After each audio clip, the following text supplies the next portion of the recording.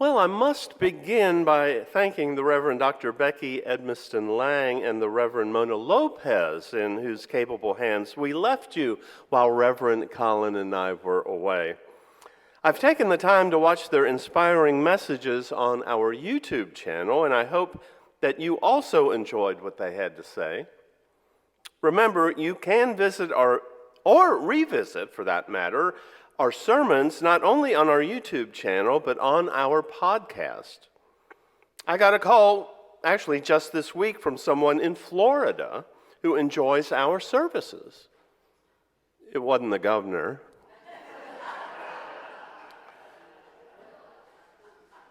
I must admit, I surprised even myself by not checking my email while I was away. It wasn't as much self-restraint as it was my confusion on how to switch the ship's Wi-Fi from my phone to my laptop to my tablet and then back again. You may have seen the post on social media that highlights the difference between the Europeans' attitude toward vacation and the Americans'. When you email the European, you get back an automatic reply that reads, "I'm away camping for the summer. Email again in September." The American's reply states, "I have left the office for 2 hours to undergo kidney surgery, but you can reach me on my cell phone anytime." I have to confess that as a hospital chaplain, I did see people being wheeled into surgery on their cell phones. I often wonder if our much-touted Protestant work ethic has really served us all that well on this side of the pond. We seem so intent on being productive and achieving that we sometimes seem afraid to take a little time to recharge and recalibrate. If I were to give this sermon a subtitle, it might be Recharge and Recalibrate. I began thinking about this when I reread Mary Oliver's poem, The Summer Day. She describes, as only she can, strolling through the fields, kneeling down in the grass, being idle and blessed. But there's no Wi-Fi in a field of grass, and that Protestant work ethic teaches that an idle mind is the devil's playground trouble, my friend. Isn't it imperative that we stay productive? This seems to be a concern because, on average, Americans had 9.5 unused vacation days left at the end of 2021. But that may be changing. Perhaps the pandemic has led people to consider reordering their priorities. In the last year, according to researchers, 57% of Americans have taken a vacation of at least a week to a destination of 100 miles or more away from home, an increase of 44% from the previous year. It marks the highest percentage of participants who have reported traveling since 2009. Of course, travel doesn't have to be done in the summer. And fresh starts can be prompted by January 1st, a birthday or an anniversary, or the arrival of spring when all of nature seems to be reawakening. I think I may associate summer with traveling, recharging, and recalibrating, because from kindergarten through high school, summer was a time to relax, at least until we were old enough to get a summer job. My summers were filled with long bike rides, splashing in above-ground pools, and week-long visits to the grandparents. When my dad got his vacation, we would take the pop-up camper to Carter Cave State Park in Olive Hill, Kentucky. By then, we, and certainly our parents, were ready for a new school year. Wearing a new windbreaker and holding the latest Trapper Keeper, we were ready for a fresh start. 12 months wiser than we were the previous August.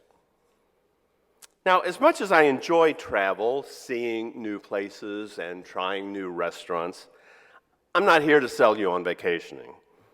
But I am here to sell you on taking time to recharge and recalibrate, to stop and pay attention, and tend to your soul. Because yes, it is true, it's so much easier to write a resume than to craft a spirit. So let's pause and think about that more difficult task for just a moment. And this can be done as well in Herman Park as it can in Central Park or Luxembourg Gardens.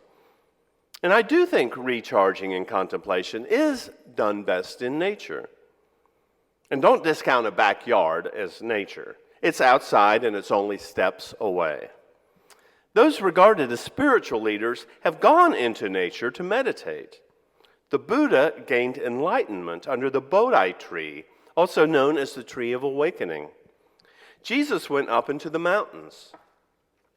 Henry David Thoreau famously wrote, "I went to the woods because I wished to live deliberately, to front only the essential facts of life and see if I could not learn what it had to teach, and not, when I came to die, discover that I had not lived."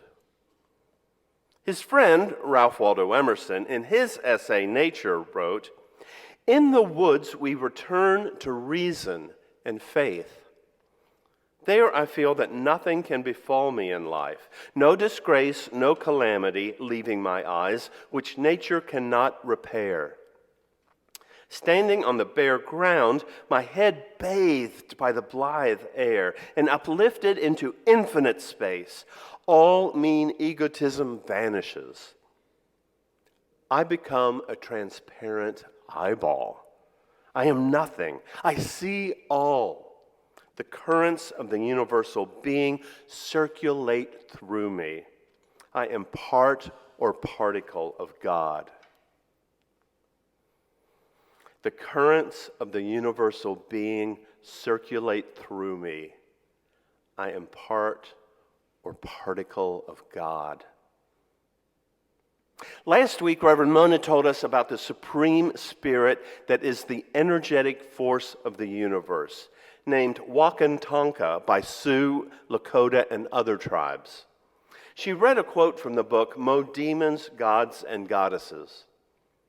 Through Wakantanka, there came a great unifying life force that flowed in and out of all things, the flowers of the plains, blowing winds, rocks, trees, birds, animals, and there was the same force that had breathed into the first person, a great unifying force that flows through all things.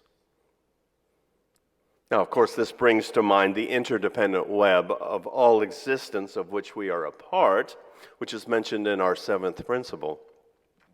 And our UU sources point to both direct experience of that transcending mystery and wonder, and the guidance of reason and the results of science. Now, UUs have historically seen the value of each, and it is not unusual for there to be a tension between the two. Now, I like the idea that we should embrace the mystery, knowing that science may someday explain at least part of that mystery, although it may not be in our lifetimes. I think it prompts a bit of humbleness to keep in mind, I will never know it all, even if it is discovered within my lifetime. Such was the case with the mystery of the interdependent web and the science of the mysterious network that connects the galaxies in our universe. You see, over the past 20 years, research has uncovered the universe is built on a sort of scaffolding, a series of filaments and clumps invisible to the naked eye. Earlier, just this month, it was reported that NASA's James Webb Telescope had spotted a string of ancient galaxies connected by a cosmic filament, about 3 million light years long, dating back to the first days of the universe. The researchers who made the discovery believe it could shed light on how our universe formed and the invisible strings that hold it together. While the filament itself is invisible, it is possible to see how it brings galaxies together. An interdependent web of all existence, of which we are a part, indeed. A century and a half before this discovery, novelist Herman Melville wrote, "We cannot live only for ourselves. 1,000 fibers connect us with our fellow humans. And among those fibers, as sympathetic threads, our actions run as causes, and they come back to us as effects." And well before Herman Melville, the Native Americans knew of Wakan Tonka. It's difficult to get away from it all when we're a part of it all. I remember being invited to come get away from it all by some state's Convention and Visitors Bureau. They were touting the beauty of their state and how it was perfect for a vacation. I wondered, what if we created a life we didn't need to get away from for 2 weeks a year? As Anna Quindlen tells us, you are the only person alive who has sole custody of your life, your particular life, your entire life. Not just the life of your mind, but the life of your heart. Not just your bank account, but your soul.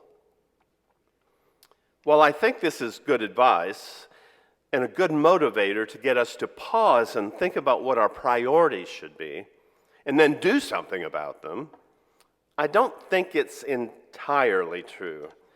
I think there is a level of privilege described in that level of autonomy. That bit of humbleness I mentioned earlier returns when we realize that not everyone has the options that we do, no matter who we are. After all, Thoreau had some amount of means to allow him to build a cabin on land owned by his friend Emerson and live there for 2 years, 2 months, and 2 days. America has this personal responsibility, pull yourself up by your bootstraps mentality that downplays or even ignores the role of systemic problems in people's lives. And so they typically go unaddressed.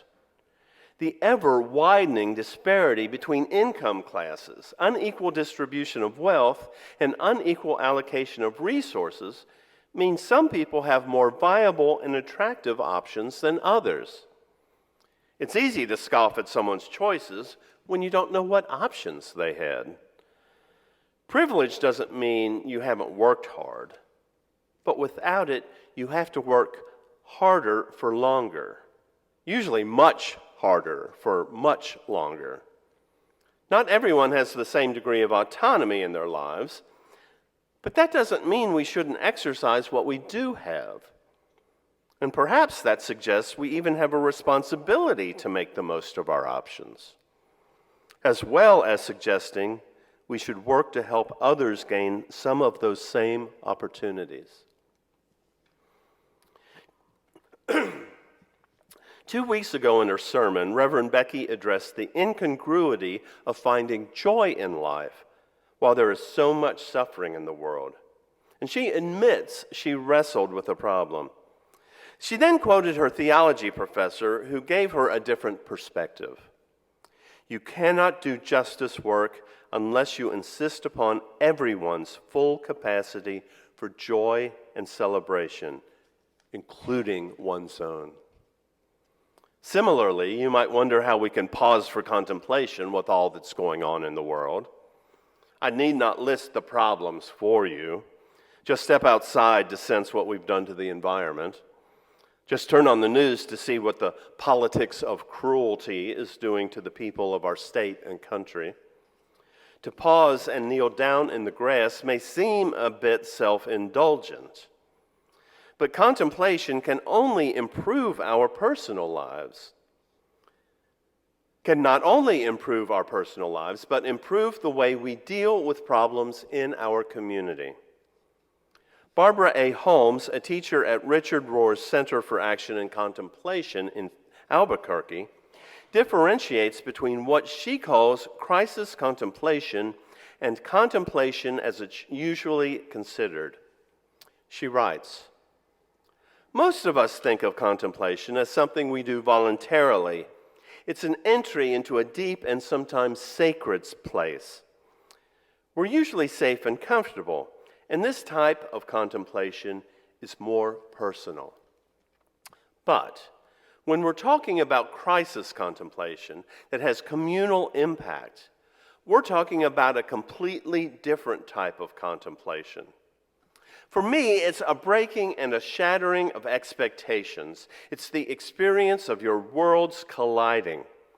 Everything is happening that shouldn't be happening. So the question becomes, how do you contemplate when you're devastated? When you're under siege? When you're beleaguered by ecological catastrophe, injustice, and oppression? How do you contemplate then?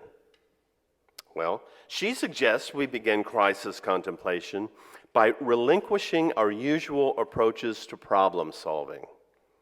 Typically, in a crisis, we search for a solution or answer as quickly as possible. In crisis contemplation, perhaps counterintuitively, we slow down because in our constant rush and hurry, we lose sight of the resources that may help us to meet today's most challenging crises. She quotes philosopher Bayo Akomolafe, who writes in his blog, "Of course, there isn't a single way to respond to a crisis. There is no universally correct way. However, the call to slow down works to bring us face to face with the invisible, the hidden, the unremarked, the yet to be resolved." I seem to keep coming back to the mysterious and invisible. Perhaps it's because that great unifying force that flows through all things has prompted meditation and contemplation in all times and all places. The 5 major religions, Hinduism, Buddhism, Judaism, Christianity, and Islam, all practice forms of meditation. And yet our default is to stay frantically busy. But as we heard earlier, you cannot be really first-rate at your work if your work is all you are. Mahatma Gandhi was quoted as saying, "I have so much to accomplish today that I must meditate for 2 hours instead of 1. He knew that meditation, besides reducing stress, increases productivity. That's because it strengthens focus. Meditation also is said to increase energy. That's because having our minds race, what Buddhists call monkey mind, is exhausting and draining. When our minds are calm, our energy flows better and more efficiently. Slow down and recalibrate for a fresh start. A summer day is a good time to slow down, meditate, to be idle and blessed, and stroll through the fields. To give yourself time to wonder, who made the world? Who made the swan and the black bear? Who made the grasshopper? Holmes describes the challenge of slowing down. In order to love, you have to slow down. There's no such thing as drive-by loving. You have to give attention to the object, to the person of your love. There has to be reciprocity and mutuality. Last week, Reverend Mona asked, "So, what is this mysterious unifying life force that brings out the inner beauty in the most unexpected ways?" She then answers her own question. It's the presence of love. From divine truth, presence is the principle that for truth to be present and absorbed by the soul, love must be present. I saw this advice on social media this week. Practice the pause. When in doubt, pause. When angry, pause. When tired, pause. When stressed, pause. Pause. And when you pause, pray. Many of us may echo Mary Oliver's confession. I don't know exactly what a prayer is. But she quickly adds, I do know how to pay attention, how to fall down into the grass, how to kneel down into the grass, how to be idle and blessed, how to stroll through the fields, which is what I have been doing all day. So I suggest, pause, pay attention, notice, ponder, say thank you. That may be as close to praying as we need to get for now. And it's a great beginning to recharging and recalibrating.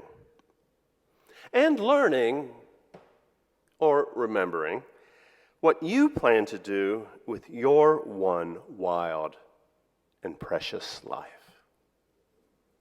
Amen.